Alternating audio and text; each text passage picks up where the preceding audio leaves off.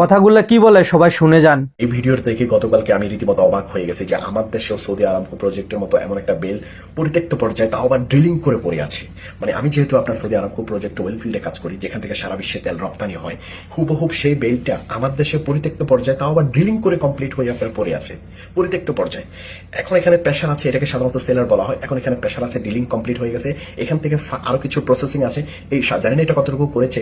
এই প্রসেসিংটা কমপ্লিট হলে এখান থেকে আপনার পাইপ লাইন দিয়ে যেখানে তেল রিফারিং করা হয় ওখানে ইন্ডাস্ট্রিতে যাবে এক ধরনের ব্ল্যাক ওয়েল, ব্ল্যাক লিকুইড। সেখান থেকে এটাকে আপনার রিফারিং করে ডিভাইডেড করে কেরোসিন, ডিজেল, অকটেল, এমনকি আপনার গ্যাস, এগুলোকে ডিভাইডেড করা হবে। এবং অবশিষ্ট যে একটা আপনার ব্ল্যাক ওয়েল থাকে, যেটা আপনার রাস্তাতে সাধারণত ফিস ঢালাইতে ব্যবহার করা হয়, এরকম একটা ওয়েল ফিল্ডের মতো বেল আমার দেশে পরিত্যক্ত পর্যায়ে ডিলিং করে কমপ্লিট হয়ে আপনার পড়ে আছে। অবাক লাগতেছে আমার কাছে যে আমার দেশটা আসলে কতটুকু আন্তর্জাতিকভাবে সুপরিকল্পিতভাবে কতটুকু ধামাচাপা দিয়ে আমার দেশটাকে চাপমুখী করে রাখছে। হয়তো আছে এখানে ভারতের ইন্ধন আছে, এখানে ভারতের চাপমুখী করে আমার দেশটাকে এইভাবে দাবিয়ে রাখছে যাতে কোনো রকম ভাবে আমার দেশ উন্নয়নশীল পর্যায়ে যেতে না পারে।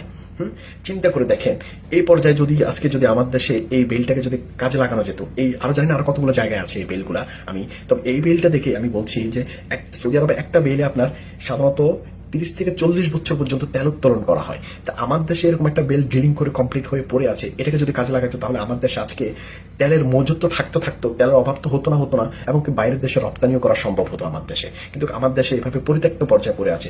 আন্তর্জাতিকভাবে একটা সুপরিকল্পিতভাবে প্ল্যান করে আমার দেশটাকে এভাবে দাবিয়ে রাখছে। আমার দেশের সরকার কিভাবে কাজ করে, কিভাবে কি করে, আসলে সাধারণ মানুষ এটা বুঝে উঠতে পারে না, মানুষ এটা দেখে না, মানুষের সম্পর্কে ধারণা রাখে না। আমার দেশে যে কি পরিমাণ আপনার খনিজ সম্পদ পড়ে আছে, কিন্তু আমার দেশ সেটাকে কাজে লাগাতে পারে না। আফসোস, অবাক লাগতেছে।